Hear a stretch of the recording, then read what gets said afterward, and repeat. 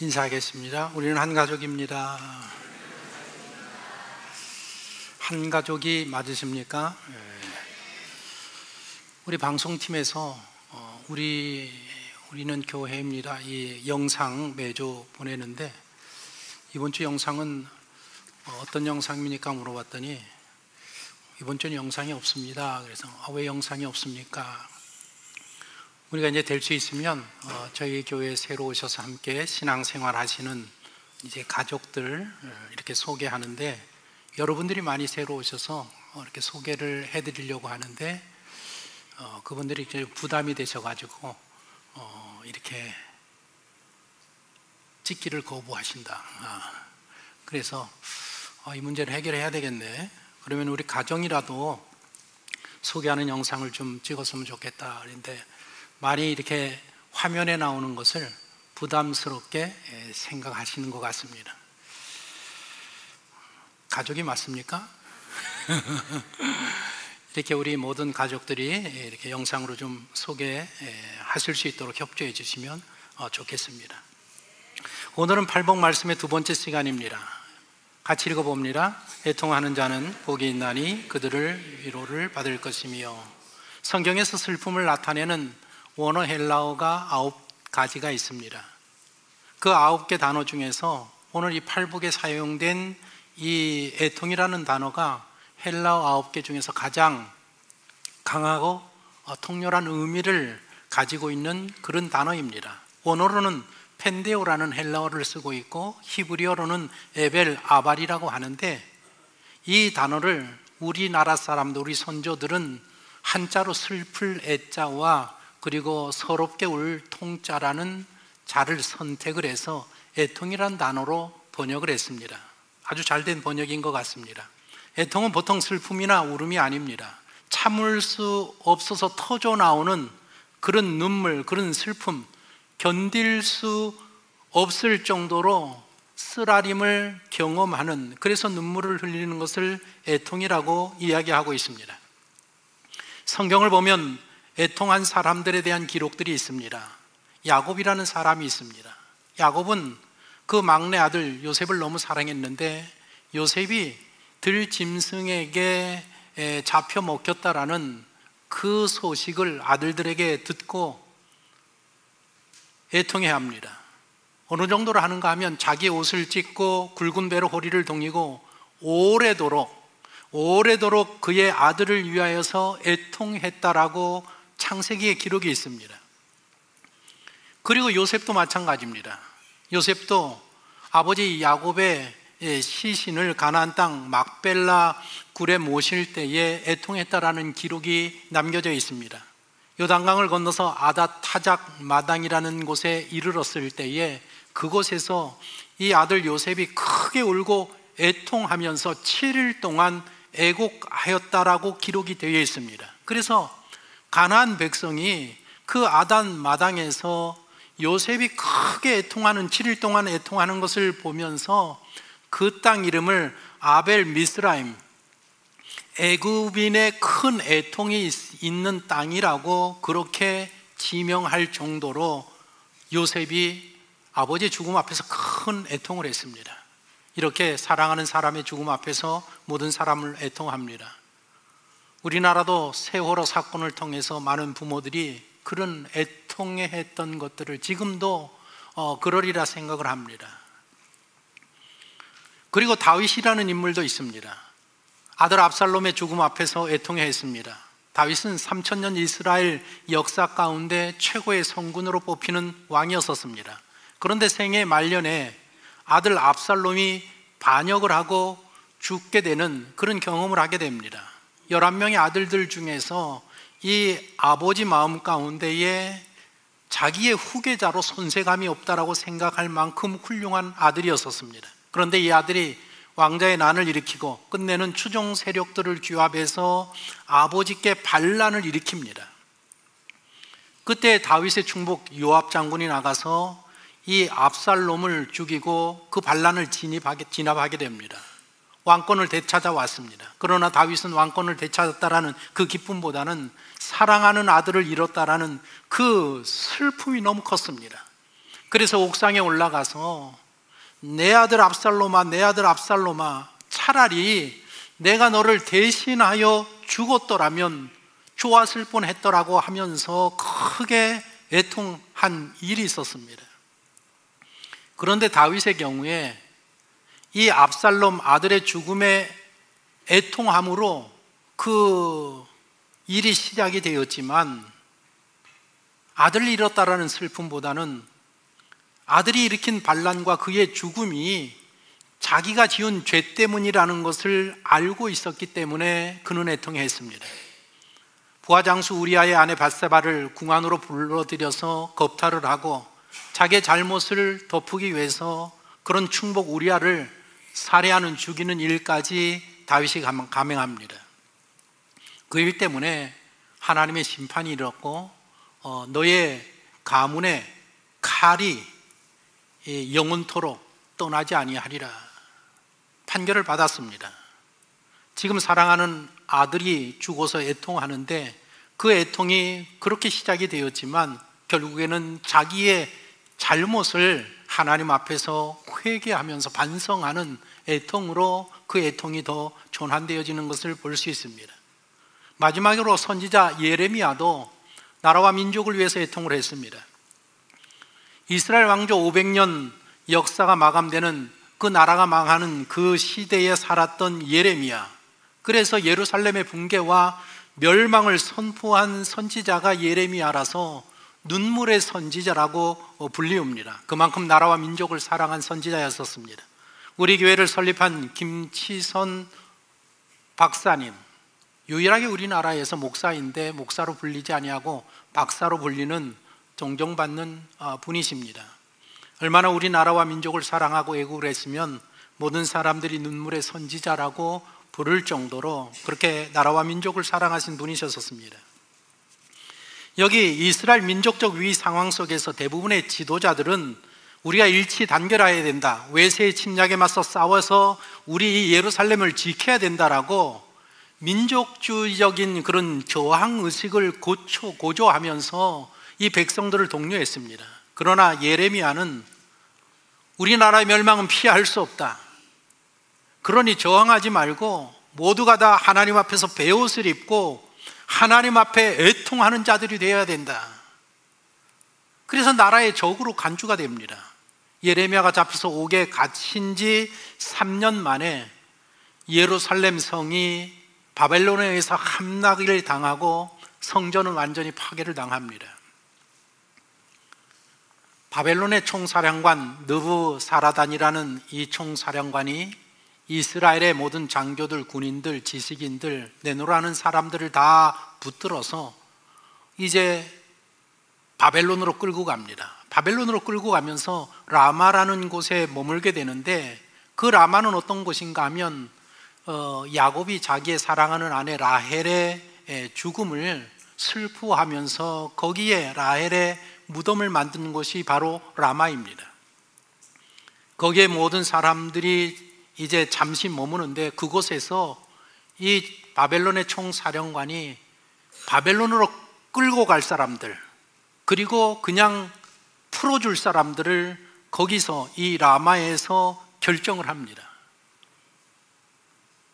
그곳에서 큰 통곡, 애통의 소리가 들렸다고 했는데 사랑하는 남편과 자식이 그곳에서 바벨론으로 끌려가면서 그 헤어지는 처자의 통곡 소리가 울린 곳이 이 라마라는 골짜기에서 그런 애통한 소리가 들렸다고 기록하고 있습니다. 우리나라 역사 속에서도 아리랑 고개라든지 미아리 고개라든지 그 처자가 죽어가는 총살당하는 그런 슬픔, 애통한 그런 일들이 있습니다. 예수님은 애통하는 자가 복이 있다라고 말씀하십니다. 왜 애통하는 자가 복이 있느냐?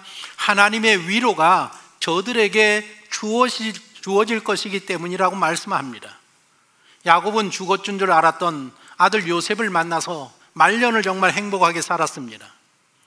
요셉은 형제와 모든 불화를 다 끝내고 아버지의 죽음 후에 우애를 같이 나누는 그런 생애를 살게 됩니다. 다윗은 그 애통함 후에 변함없이 하나님의 언약 가운데에서 말년을 살게 됩니다. 예레미야는 70년 후에 해방을 맞이할 것이라는 하나님의 약속을 받고 큰 위로 가운데 살게 됩니다. 애통하는 자는 복이 있나니 그들이 위로를 받을 것이며, 위로는 애통이 주는 것이 아니라 하나님이 주시는 것입니다. 하나님의 영은 위로의 영이라고 했습니다. 성령은 원어로 보면 파라클레토스라고 하는데, 우리말로 번역을 하면 보혜사, 은혜를 보존하시는 분, 그런데 영어로는 위로하시는 분으로 번역을 하고 있습니다. 하나님의 영 성령은 위로의 영이신 것입니다. 그래서 애통하는 자에게 이 하나님의 영, 위로의 영, 우리 안에 계신 이 성령이 늘 위로하기 때문에 우리 성도들은 복 있는 자고, 애통 가운데에서도 늘 하나님의 위로를 경험하는 자이기 때문에 복이 있는 자라고 말씀하고 있습니다. 이 팔복 말씀들을 우리가 함께 하나하나 나누면서 중요하게 생각해야 될 게 무엇인가 하면, 이 팔복의 말씀은 누구에게 하시는 말씀이냐? 바로 주님의 말씀을 듣기 위해서 산으로 따라 올라오는 제자들에게 주시는 말씀이라는 것이 중요합니다. 일반 모든 사람들, 세상 사람들에게 하시는 말씀이 아니라 예수 그리스도를 믿고 구원함을 받은 하나님의 백성들에게 하시는 말씀이 팔복의 말씀이고 산상수훈의 말씀입니다. 예수님은 우리 하나님의 자녀들에게, 백성들에게 뭐라 선포하시는가 하면, 너희는 복이 있는 사람이다. 팔복의 말씀은 먼저 복이 있도다라는 선언으로 시작되는 말씀이라고 했습니다. 오늘 4절 원문을 보아도 이렇게 되어 있습니다. 먼저 복되도다 선언하고, 애통하는 자여 위로가 주어질 것이기 때문이라고 이렇게 기록이 되어 있습니다. 누가 복된 사람인가? 예수님을 믿고 구원함을 받은 사람이 진정으로 복된 사람이라고 주님이 말씀하고 있습니다. 왜냐하면 죄 용서함을 받고 새 생명을 얻고 의롭게 되고 하나님의 자녀가 되어서 천국 백성이 되었기 때문에 예수 믿는 사람이 진정으로 복된 사람이다. 세상에서 가장 복된 사람들이 누구냐? 오늘 이 자리에 앉아있는 우리 모두가 가장 복된 자인 줄로 믿습니다. 왜냐하면 주님이 그렇게 선언하시기 때문에, 하나님의 아들이 선언하시기 때문에. 이 팔복의 말씀을 자세히 들여다보면 이 8가지 복은 다 예수님의 모습에서 발견되어지는 예수님의 성품이라고 우리가 이해할 수 있습니다. 심령이, 예수님은 어떤 분이냐? 심령이 가난하신 분이시고 애통하신 분이시고 온유하신 분이시고 늘 의에 주르고 목말라 하시는 분이고 긍휼히 여기시는 분이고 마음이 청결하신 분이고 화평케 하시는 분이고 의를 위하여 핍박을 받으신 분이 예수님이십니다. 이런 예수님의 모습, 삶, 예수님의 성품을 공유하고 있는 사람들이 바로 우리 성도들, 예수 그리스도를 믿고 구원함을 받은 사람들에게서 발견되어지는 모습들이라는 것입니다. 창세기 1장 26절에 인간은 하나님의 형상을 따라 하나님의 모양대로 만들어진 존재라고 선언하고 있습니다. 여기 이 하나님의 형상이라는 것은 하나님의 성품을 뜻하는 것입니다. 하나님의 모양이라는 것은 하나님의 이미지, 그러니까 하나님의 모습, 하나님의 모양대로 만들어졌다. 성부, 성자, 성령 하나님이 삼위일체가 하나님 한 분인 것처럼 우리는 어떻게 만들어졌느냐? 아버지와 어머니와 우리의 자녀가 이 세 사람이 하나가 되는 모양, 모습으로 하나님이 창조하셨다라는 것입니다. 사람이 만들어졌을 때에 처음에 거기에는 하나님의 성품이 가득했습니다. 예수님에서 나타나가는 나는 이런 8가지 모습, 태도들, 성품을 공유하고 그대로 가지고 있었습니다. 그런데 죄라는 바이러스에 감염되면서 이 하나님의 성품들이, 이것들이 다 죽어버리고 말았습니다. 그리고 그 자리에 돌연변이들이 생겼습니다.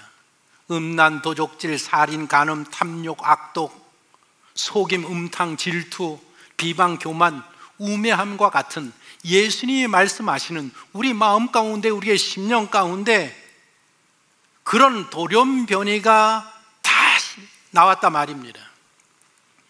예수님께서 예수 믿고 구원함을 받은 사람들이 복되다라고 선언한 것은 이렇게 우리가 잃어버렸던, 우리 속에 죽어있던 하나님의 성품이 새 생명을 받으면서 다시 소생하게 되었고 회복한 상태가 되었기 때문에 오늘 모든 성도들을 복된 사람이라고 말씀하고 계신 것입니다. 예수 그리스도를 믿고 구원함을 받으면서 우리 마음 가운데 애통하는 마음을 회복하게 되었습니다. 그래서 예수 믿는 사람들은 죄에 대해서, 불의에 대해서, 악에 대해서 애통하는 마음을 갖고 있습니다. 종교개혁을 일으킨 마틴 루터는 59개 조항을 발표하면서 이런 말을 했습니다. 같이 한번 읽어보겠습니까? 신앙인은 끊임없이 애통의 눈물을 흘리는 사람이다. 예수 그리스도를 믿고 구원함을 받아서 복된 사람이라고 선언받은 우리 모든 성도들은 끊임없이 애통의 눈물을 흘리게 되어 있습니다. 그런데 서두에서 살펴본 것처럼 사람마다 애통하는 그 이유가 다 다릅니다. 개인의 문제 때문에, 아니면 죄의 문제 때문에, 아니면 나라와 민족의 문제 때문에 애통하는 그 경우들이 모두가 다 다릅니다. 예수님의 경우는 어떻습니까? 예수님을 보면 예수님이 이 땅에 계실 때에 눈물을 흘리면서 애통하셨다라는 기록들이 남겨져 있습니다. 예루살렘에 하나님의 큰 심판이 임할 것을 내다보시면서 예수님은 눈물을 흘리면서 애통해 하셨습니다. 나사로의 무덤 앞에 갔을 때에 마리아가 울고 그 친구들이 그 무덤 앞에서 우는 것을 보면서 예수님께서 애통하셨다라는 기록을 남겨주고 있습니다. 왜냐하면 이 땅에 죄라는 것이, 인류의 죄라는 것이 모든 사람들에게 죽음이라는 이 사건을 일으키고, 그래서 사람들에게 슬픔을 안겨주고 애통함을 주고 인생의 비극을 경험하게 되는 그 모습을 보면서 예수님은 애통해 하셨다라고 기록되어 있습니다. 하나님의 자녀들에게는 애통해야 하는 그런 성품을 가지고 있는데, 그런데 그 애통해야 하는 그것이 믿음과 그 사람이 가지고 있는 신앙의 크기에 따라서 다르다라는 것입니다. 우리가 7월에는 성경 암송을 요한일서, 요한이서 지금 하고 있습니다. 요한일서를 기록한 이 사도 요한은 그의 서신서에서 신앙의 성숙도를 나누고 있습니다. 아이 같은 신앙을 가지고 있는 성도가 있는가 하면 청년의 신앙, 더 나아가서는 아비의 신앙을 가진 사람들이 있다라고 구분을 하고 있습니다. 여기 아이의 신앙을 어떻게 소개하느냐? 자녀들아, 내가 너희에게 쓰는 것은 너희가 죄가 그의 이름으로 말미암아 사함을 받았음이요, 아이들아, 내가 너희에게 쓴 것은 너희가 아버지를 알았음이요. 자녀의 신앙은 어떤 신앙이냐? 하나님을 믿는 신앙. 그래서 예수 그리스도를 믿고 죄 용서함을 받아서 구원함을 잃은 그 신앙을 아이의 신앙으로 설명을 하고 있습니다. 여기서 성장하면 청년의 신앙으로 성장하는데, 청년들아, 내가 너희에게 쓰는 것은 너희가 악한 자를 이기었습니다. 청년들아, 내가 너희에게 쓴 것은 너희가 강하고 하나님의 말씀이 너희 안에서 거하시며 너희가 흉악한 자를 이기었습니다.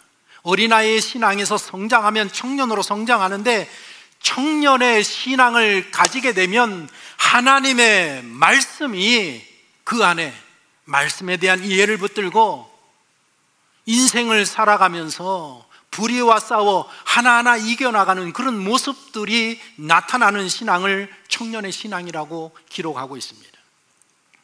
그리고 최종적으로 아비의 신앙. 아비들아, 내가 너희에게 쓰는 것은 너희가 태초부터 계신 이를 알았으며. 아비의 신앙 정도 되면 이제는 그 신앙의 깊이가 어느 정도 되느냐? 삼위일체 하나님을 이해할 정도로 성부 하나님은 어떤 하나님이고, 성자 예수님이 하시는 일은 무슨 일이고, 성령 하나님이 하시는 일은 무엇인가를 하나님에 대해서 깊고 넓고 크게 아는 신앙으로 성장한다라고 사도 요한이 그렇게 비유해서 설명을 하고 있습니다. 사람마다 신앙의 깊이와 크기와 넓이가 다르다 말입니다. 그래서 우리가 예수 그리스도를 믿고 구원함을 받으면 우리의 신앙이 어린아이 신앙에서 청년의 신앙으로 성장해 나가야 되고, 청년의 신앙에서 반드시 아비의 신앙으로 일어서야 한다 말입니다.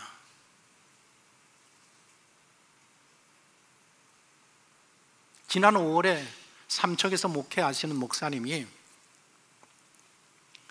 저에게 오이씨를 갖다 주고 가셨습니다. 목사님, 이거 심으시면 오이가 수포 오이가 열립니다. 이만한 오이가 열립니다.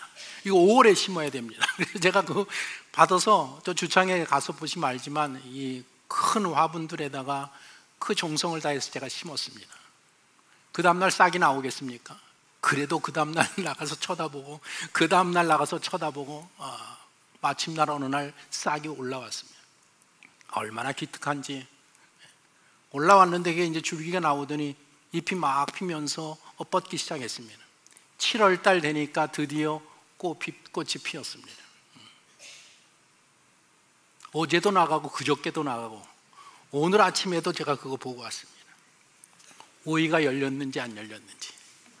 요따만한 게 열렸는데 눈에 보이지도 않는데, 그런데 내려가 보니까 이만한 게 열렸습니다. 이따 끝나고 예배 가서 보십시오. 내가 유치부 아이들 때문에 제가 그거 심었습니다. 그거 보여주려고. 무슨 말인가 하면, 씨를 심었다고 당장에 그 다음날 막 이만한 오이가 열리는 게 아닙니다. 시간이 지나야 된단 말입니다. 신앙이 그렇습니다. 신앙이 예수 그리스도를 믿고 구원함을 받으면 단번에 아비의 신앙이 되는 게 아니라 어린아이의 신앙에서 청년의 신앙으로 성장하고, 청년의 신앙에서 아비의 신앙으로 성장해 나간다라는 것입니다. 이 신앙 성장에 따라서 우리 믿는 성도들에게서 나타나는 그 애통의 그 모습이 다른 것을 지금 이야기하는 것입니다. 저하고 가깝게 지내는 목사님이 있습니다. 거의 제가 멘토로 생각하는 목사님인데, 지난 대선 때에 대통령 뽑는 문제 때문에 이분이 몇 달 동안에 작정하고 하나님 앞에 기도를 했습니다. 저는 기도 안 했습니다. 좋은 사람이 뽑혀야 되는데 뭐 뽑힐 만한 사람이 별로 없는 것 같은데 기도를 했습니다. 그래서 대선이 끝났습니다. 나라가 좀 좋아지겠지. 그런데 뭐 우리가 다 알다시피 뭐 나라가 지금 뭐 엉망 아닙니까? 이 목사님이 마음 가운데 정말 나라와 민족을 생각하면서 정치인들을 보면서 애통한 마음이 있단 말입니다. 그래서 하나님 앞에 나가서 울면서 좀 애통한 슬픈 눈물을 흘리면서, 하나님 어떻게 이럴 수가 있습니까? 이 나라 이 민족이 이거 어떻게 되겠습니까? 이거 큰일 났습니다. 울면서 막 하나님 앞에 기도를 했더니 하나님께서 응답을 주셨는데, 저한테 한 얘기입니다. 제가 직접 들은 이야기입니다. 너 지금부터 이 대한민국 나라를 위해서 3년 동안 기도해라. 그래서 그날부터 매일매일 나라와 민족을 위해서 그 교회 권사님들과 함께 나라를 위해서 지금 3년 동안 기도하고 있습니다. 3년이라는 뭐 기간을 주신 데는 뭔가 하나님의 뜻이 있으리라 생각합니다. 부끄럽지만 저는 나라를 위해서 작정 기도는 하지 않습니다. 나라가 이게 걱정이구나, 나라를 사랑하는 이 교회 성도들이 되겠구나, 나라를 위해서 기도는 하지만 작정하고 3년 동안 기도하는 그런 마음은 제게 없단 말입니다. 제가 목사님의 말씀을 들으면서, 이 목사도 목사의 크기가 다르구나. 나는 그냥 우리 교회 하나 생각하는데 그 목사님은 나라와 민족을 생각하면서 애통한 마음으로 기도하고 계시단 말입니다. 제가 그 말을 들으면서 올해 104세 되신 김형석 교수님이 쓰신 책 가운데에, 제가 그분의 쓴 책은 거의 다 읽었는데 그분의 쓴 책 가운데에 이런 대목이 있는 책이 있습니다. 청년 시절에 교회를 열심히 다녀서 늘 목사님 설교를 들었습니다. 나름대로 얼마나 이렇게 좋았는지 모르고, 근데 또 이분이 워낙 배운 것도 많고 의식이 있으신 분이니까 이렇게 설교를 늘 듣다가 어느 날 어디 가서 도산 안창호 선생님이 사람들을 모아놓고 설교를 하는데, 이야, 이거는 교회에서 듣는 목사님의 설교하고는 완전히 설교가 다르다 말입니다. 막 은혜를 얼마나 많이 받았는지 설교를 너무 잘하시는 겁니다. 그래서 이분이 나중에 그 문제 때문에 곰곰이 생각했어요. 왜 목사님의 설교와 도산 안창호 선생님의 설교는 왜 하나님에 대한 말씀을 하는데 왜 저렇게 다를까? 그런데 나중에 답을 얻었는데, 그 답이 뭔가 하면, 목사님의 설교는 조그만 개교회 한 교회 성도들을 놓고 그들을 위해서 하는 설교고, 도산 안창호 선생님은 나라와 민족을 생각하는 그 마음을 가지고 그 백성들을 향해서 설교하기 때문에 이 설교가 다를 수밖에 없구나, 그렇다 말입니다. 그 사람의 크기에 따라서 마음 쓰는 게 말씀이 다를 수밖에 없는 겁니다. 하나님의 자녀들은 애통하는 성품을 회복했는데, 그런데 그 사람이 가지고 있는 믿음과 신앙의 크기에 따라서 애통함이 다르다 말입니다. 자신을 위해서 애통하는 사람이 있는가 하면 타인을 위하여서, 이웃을 위하여서, 민족을 위하여서, 하나님의 나라를 위하여서 애통하는 사람들이 다 다르다라는 겁니다.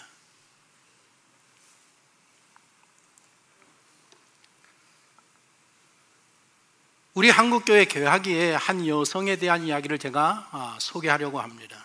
145년 전에 출생하신 1879년에 경기도 이 개성에서 강원도 개성에서 일남 일녀의 딸로 아주 가난한 집에서 딸이 태어납니다. 아버지가 주시기 때문에 이 딸 이름이 주포기입니다. 포기. 왜 포기라고 했을까?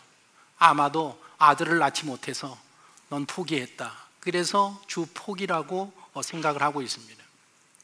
집이 너무 가난하니까 그 위에 오빠를 키우기도 벅찬데 이 딸 하나 키우기가 벅차서 4살 된 딸을 이제 황해도 해주에 계신 외할머니에게 보냅니다. 외할머니는 어떤 분이냐? 무당 중에서도 큰 무당입니다. 4살짜리가 외할머니 집에 딱 들어갔는데 사방 벽에 다 그 무당을, 귀신을 섬기는 그림들이 가득하고 맨날 거기서 푸닥거리 하는 것을 이 4살짜리가 그 보고 자라는 겁니다. 동네 사람들이 너무 안 됐단 말입니다. 그래서 얘한테 야, 집으로 돌아가라, 집으로 돌아가라. 그래서 이 어른들 때문에 5살, 1년 후에 다시 집으로 돌아옵니다. 그런데 집으로 돌아오니까 5살 때 아버지가 집을 나가버립니다. 너무 먹고 살기 힘드니까 책임질 생각을 안 하고 그냥 집 나가버렸단 말입니다. 이 어머니가 혼자 2 아이를 키우려니까 얼마나 힘들겠습니까?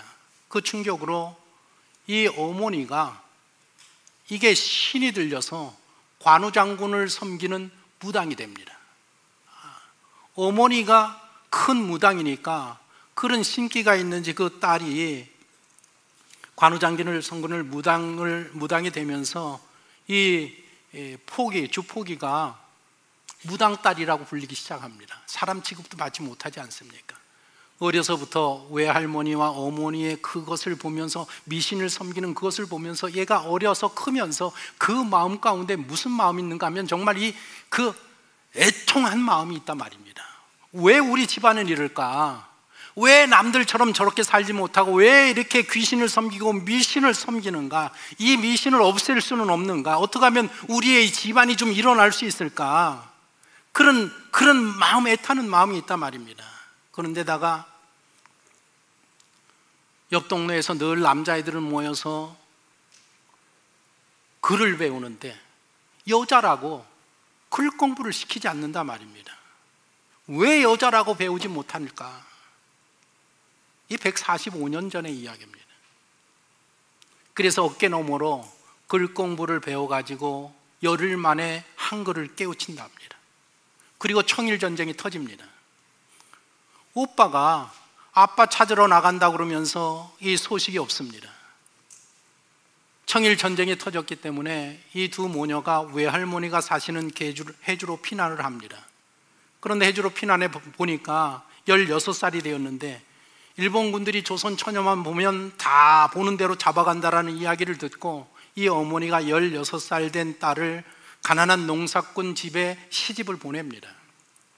시집을 갔는데 가보니까 시부모가 계시고 거기에 시숙부도 계시고 그 다음에 거기에 동서 하나도 있고 이분들이 얼마나 시집살이를 시키는지, 가난하는 데다가 거기다가 남편에게 폭행당하는 데다가 그렇게 시집살이를 3년을 살면서 도저히 살 수가 없어서 친정으로 도망을 갔답니다. 도망을 가니까 또 이 어머니가 여자는 출가 외인인데 왜 왔느냐, 집으로 돌아가라, 집으로 돌아가라. 시집에 있을 수도 없고 친정에 있을 수도 없어가지고 이 주포기가 차라리 중이나 돼야 되겠다, 절에 들어가서 중이나 돼야 되겠다, 중이 되려고 했는데 아이가 있는 것을 몰랐습니다. 아이가 있었던 것입니다. 그래서 할 수 없이 이 집으로 다시 돌아가서 20살 때 아들을 낳습니다. 집으로 돌아갔지만 박해가 그치질 않습니다. 그래서 이거 무당이나 돼야 되겠다는, 무당이 되면 이 압박에서 여기서 벗어날 수 있겠구나, 그런 생각을 갖게 됩니다. 그러다가 22살이 되었을 때에 이 여인이 우연히 길에서 한 부인을 만나는데 얼마나 따뜻한지 얼마나 친절한지 알고 보니까 예수 믿는 부인을 만나게 된 겁니다. 그 부인을 보면서 나도 예수를 믿어야 되겠다. 그런데 이게 이게 되지 않는 이야기가, 이 시집이 이걸 어떻게 허락했느냐. 그래서 자기는 못 믿지만 그 예수 믿는 부인에게 죄송하지만 우리 외할머니 좀 전도해 주시오, 무당인데.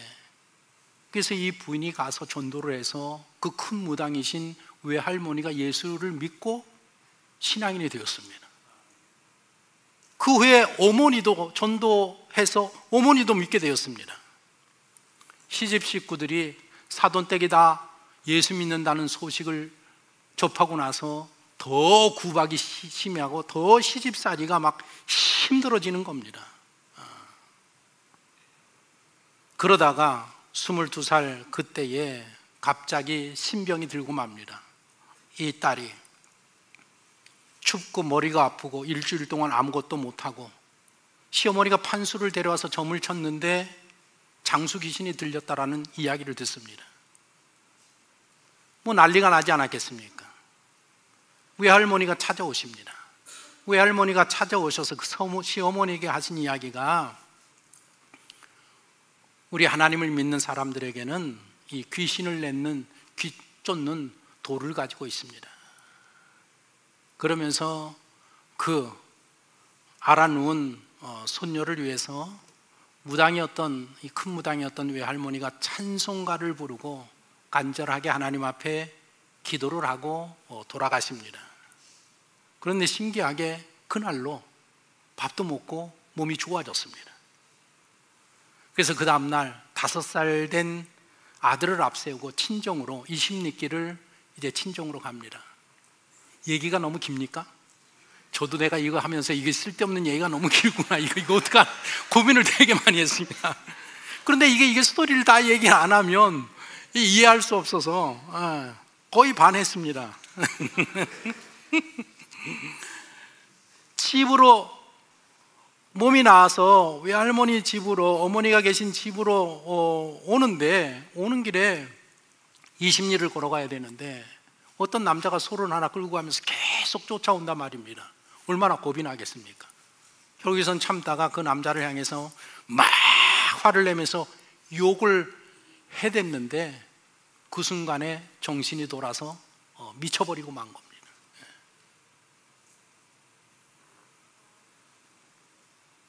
외할머니가, 친정어머니가 집에 이게 딸이 이제 미쳐 돌아가는 겁니다. 이걸 치료하기 위해서 교회 데려가서 이제 뭐 제어가 안 되니까 쇠사슬로 묶어 놓아도 이 제어가 안 되고 막 예배 드리는데 나는 예수님을 믿습니다. 신앙이 아니고 그 귀신이 예수님을 믿습니다. 목사님이 설교하려고 그러는데 자기가 나가서 막 설교하려고 하고 막 교회를 막 뒤집어 놓는 겁니다. 그래서 집에 이게 제어가 안 되니까 쇠사슬로 묶어서 그 딸을 양육하고 키우고 있는데 그 어머니 마음이 어떻겠습니까? 할머니 마음이 어떻겠습니까? 어느 날 시어머니가 찾아왔습니다.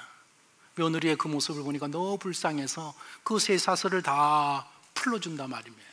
그 시어머니가 자기 쇠사슬을 풀어주는 거에 감동을 해서 어머니 따라가겠습니까? 어머니를 따라서 이 시집으로 돌아옵니다. 시집에서도 여전히 이 미쳐 있으니까, 귀신 들려 있으니까 이거 어떡하겠습니까 이게.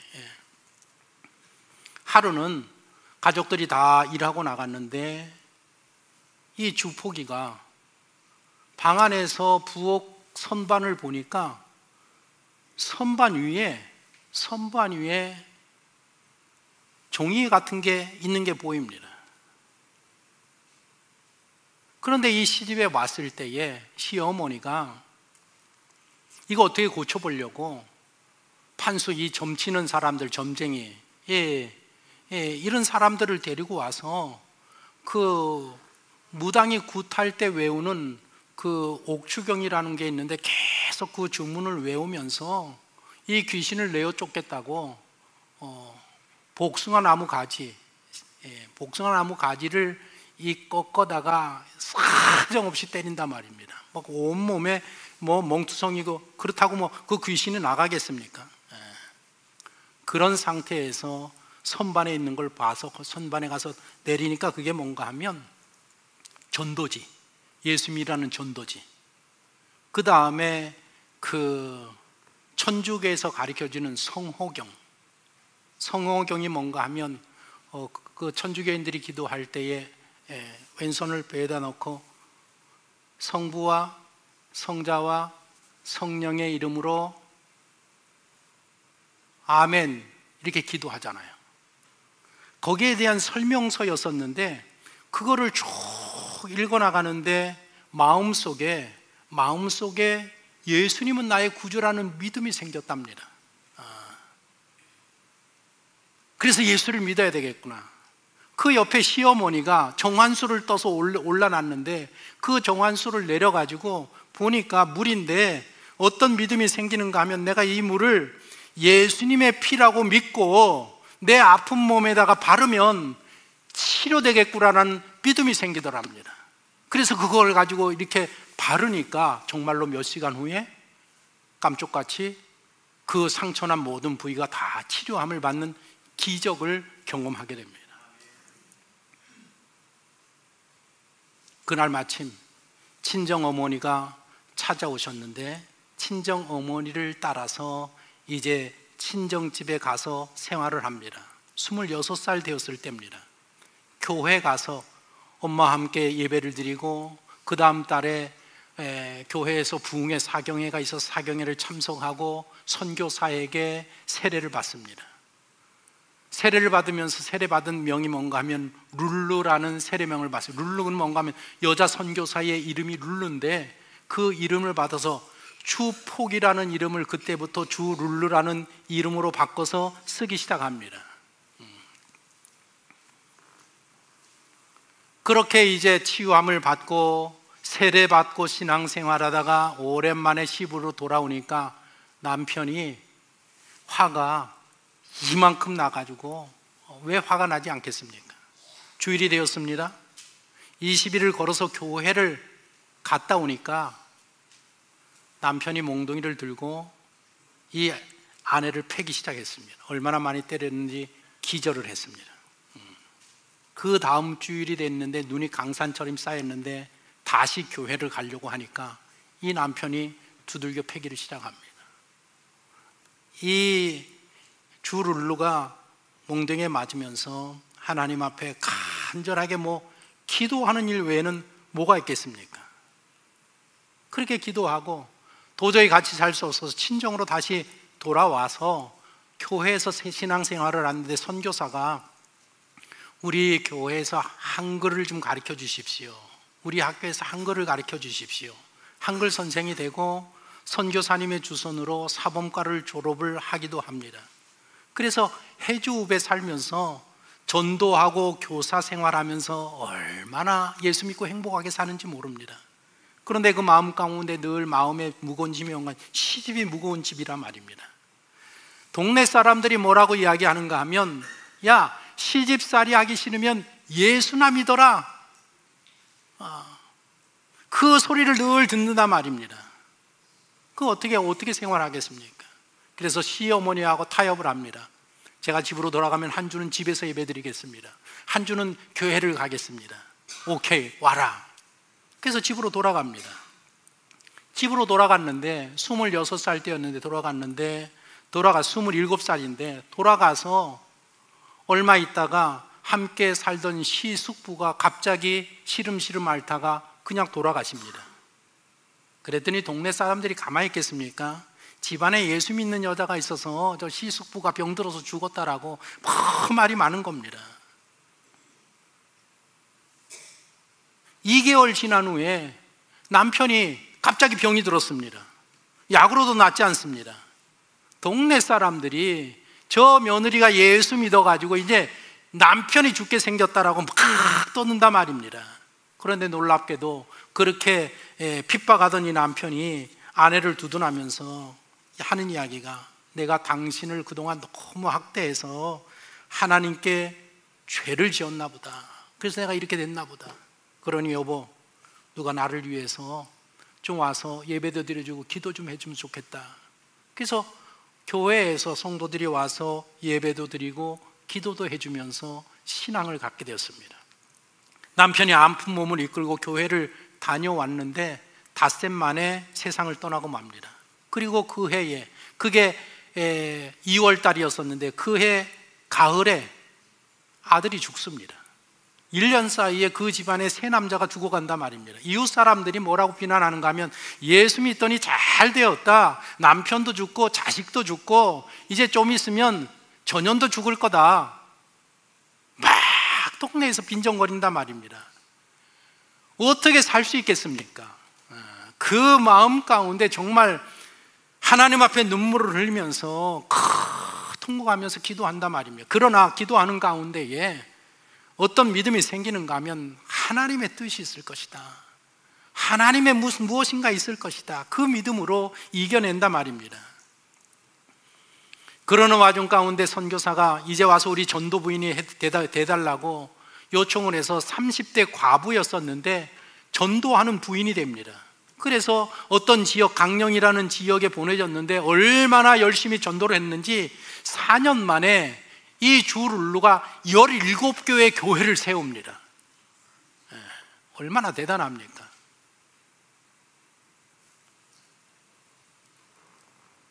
너무 잘하니까 다른 지역에 또 맡기니까 그 가서 20개의 교회를 감당하는 전도 부인이 되어가지고 얼마나 주를 위해서 헌신하는지 30대의 과부가 그러는 동안에 시어머니가 예수를 믿고 늘 자기를 미워하던 그 동서가 예수를 믿기 시작을 합니다.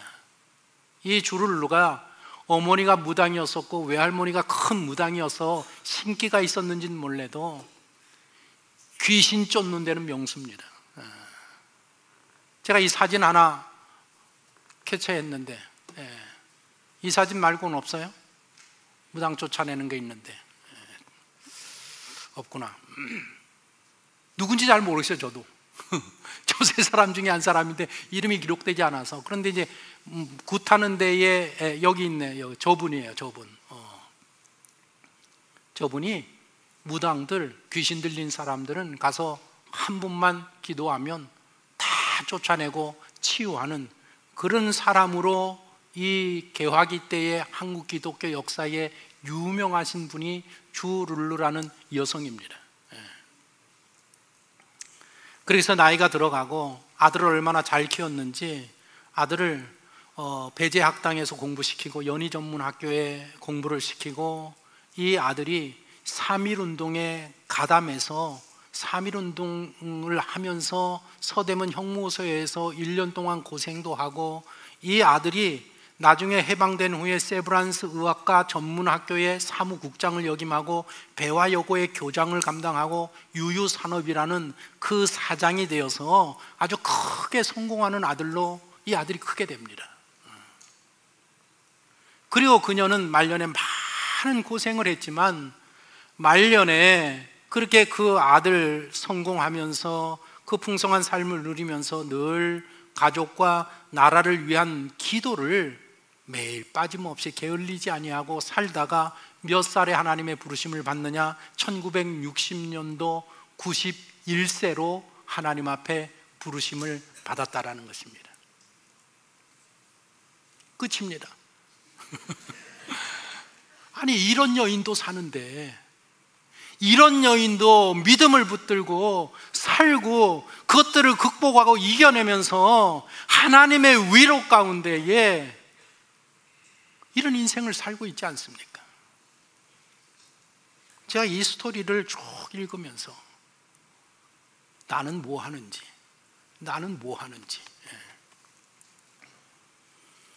애통하는 자는 복이 있다고 하는 것은 자신의 죄를 애통할 뿐만 아니라 더 나아가서 영원히 구원함을 받은 모든 성도들은 하나님의 나라에 대한 그 애통한 마음을 가지고 있다라는 것입니다. 우리 안에는 하나님의 애통하는 성품을 가지고 있기 때문에 신앙의 삶을 살면서 그 애통할 일들, 슬픔들이 뒤따를 수밖에 없습니다.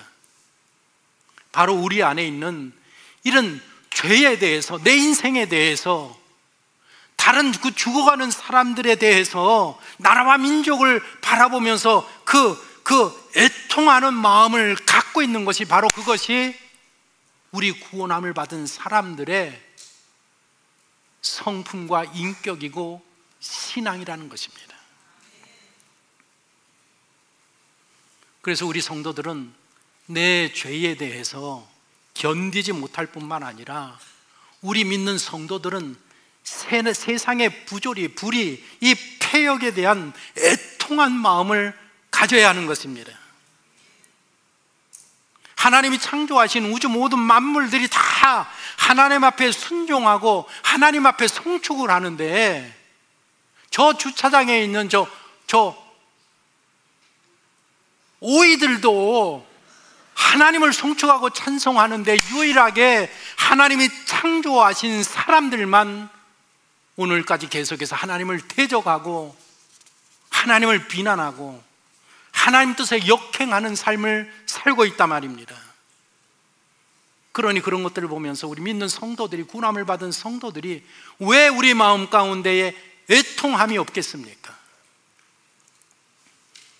우리가 예수 그리스도의 심정을 가지면 가질수록 죄에 대해서, 불의에 대해서, 세상에 대해서 탄식하고 애통해야 합니다. 바로 이것이 구원받은 하나님의 백성에서 나타나는 열매이고 모습이라 말입니다. 애통하는 자는 복이 있나니 그들이 위로를 받을 것이며, 우리는 이번 한 주를 생활할 때에 많은 애통할 일들을 경험하게 될 겁니다. 그러나 하나님의 자녀이기 때문에 그런 상황 가운데에서 하나님은 우리에게 필요한 모든 위로를 끊임없이 공급해 주시는 참 좋으신 우리의 아버지신 것입니다. 이 한 주도 그런 세상에 나가서 나를 위로하시고 나를 인도하시고 나를 세우시는 그 하나님의 위로로 이 세상을 이겨내고 승리하는 성도가 되어야 될 줄로 믿습니다. 우리 말씀을 생각하면서 하나님, 애통하는 마음을 허락하여 주옵소서. 내 죄에 대해서 죽어가는 사람들에 대해서 이 나라와 민족을 바라볼 때에 하나님의 나라를 향하여 우리의 마음에 애통함이 하나님 점점 크게 하시고 그 애통함 가운데 하나님 나라를 위하여 기도하는 백성 되게 하여 주옵소서. 그리고 하나님의 위로를 기대합니다. 그 위로 가운데에서 승리하는 생활 될 수 있도록 은혜 베풀어 주옵소서. 우리 합심해서 조용하게 함께 잠깐 기도하겠습니다.